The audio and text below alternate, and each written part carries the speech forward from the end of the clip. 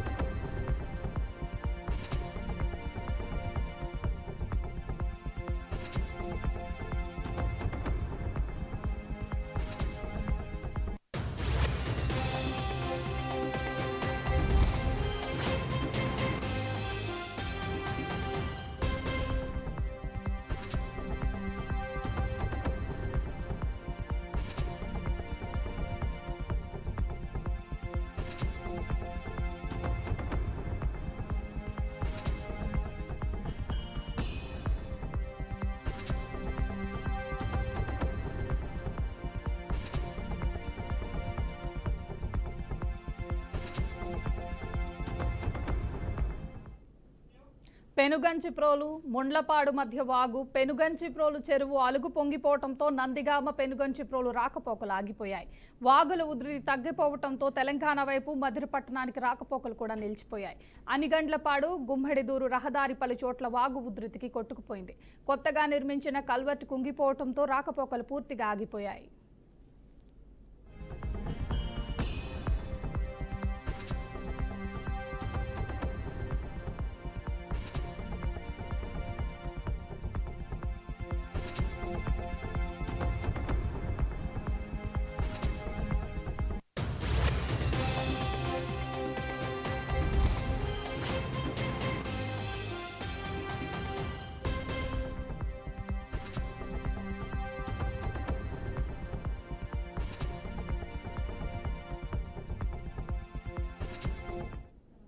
ఇక మునేరులో వరద ఉధృతి తగ్గుముఖం పట్టింది. బుధవారం 10,000 క్యూసెక్కుల ప్రవాహం ఉండగా ఇప్పుడు 6,000 క్యూసెక్కుల వరద కొనసాగుతుంది. తెలంగాణ ఎగువ ప్రాంతాల్లో భారీ వర్షాలు ఆగిపోవడంతో వరద తగ్గినట్లు అధికారులు తెలిపారు. నదిలో వరద తగ్గడంతో పరివాహక గ్రామాల ప్రజలు ఊపిరి పీల్చుకుంటున్నారు.